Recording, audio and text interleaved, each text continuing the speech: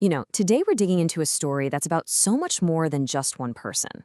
It's the story of a truly brilliant scientist, sure, but it also pulls back the curtain on this hidden system that has been quietly shaping the entire history of science.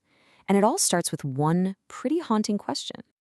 Just think about that for a second. A discovery so important, so groundbreaking, that it gets put up for the most famous science award in the world, and then, poof, it just kind of fades away. And the name of the person behind it? Gone. Well, this isn't just some what-if scenario. It's exactly where our story begins. So who are we talking about? Her name is Bibha Chowdhury, and in the world of high-energy particle physics, she was an absolute pioneer. She co-discovered a fundamental particle called the pi meson, which was a massive leap forward in how we understand the universe. But for most of us, her name probably doesn't ring a bell at all. So yeah, this is not just going to be a simple biography. We are absolutely going to get into her incredible work, but maybe more importantly, we're going to investigate the forces, these invisible structures that made sure her contributions were systematically pushed aside. And that right there brings us to the core idea of this whole explainer. The reason Chowdhury's story was buried wasn't because of some cartoon villain or a jealous rival. Nope, it was the system itself. The name for this system is institutional patriarchy, and it's not about pointing fingers at a few bad guys. It's about a culture, one that's baked right into the scientific establishment itself. For a long, long time, it limited women's chances to get credit, to be seen, and to have their work validated the same way their male peers did. This quote from our source just hits the nail on the head. The whole system is so powerful precisely because it's invisible and normalized. It doesn't always work through obvious, loud oppression. A lot of the time, it just works through quiet omissions and a very, very selective memory. Okay, so if the system is invisible, how does it actually work? Well, a huge piece of the puzzle comes down to one simple question. Who gets to write the history books? Who decides who we remember and who we forget? The source calls this epistemic injustice. Now, that might sound a little academic, but the concept is crucial. It basically means that a whole group of people, in this case women in science, are systematically viewed as less credible. Their knowledge is questioned, their authority is challenged, and their work just isn't given the same weight. And here's what that looks like in reality. It's pretty stark. Chowdhury's male colleagues, they became legends, remembered as geniuses. But the women? If they were remembered at all, they were framed as just supporting figures, assistants, or maybe a rare exception to the rule, never as the core, brilliant minds they actually were.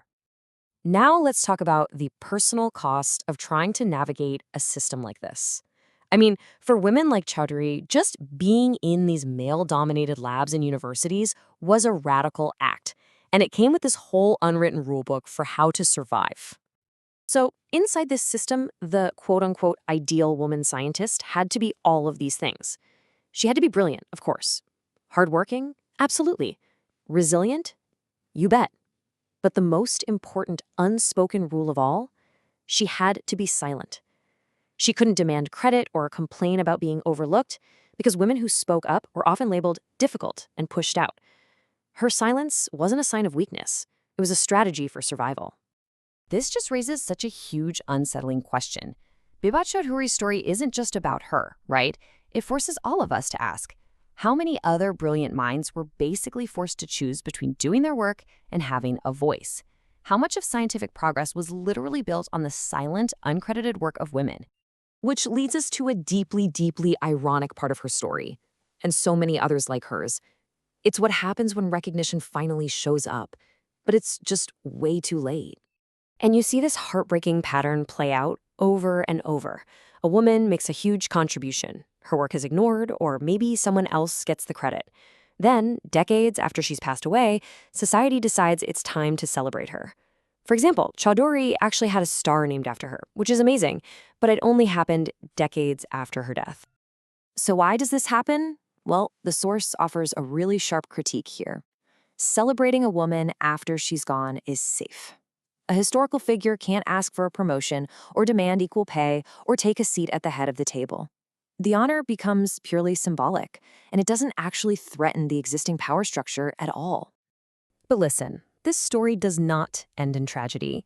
Because when we look around today and see teams of women leading missions at places like ISRO, that represents a massive change. Their success, though, is built on a foundation that was laid by women like Bibha Chowdhuri, women whose contributions were so often erased. For progress to be real, it has to acknowledge where it came from. And that leaves us with one last vital question. Chowdhury's story is a powerful reminder that history isn't just something that happened way back when. It's being written right now, every single day. So we have to ask ourselves, whose work are we overlooking today? Whose brilliance are we still leaving in the shadows?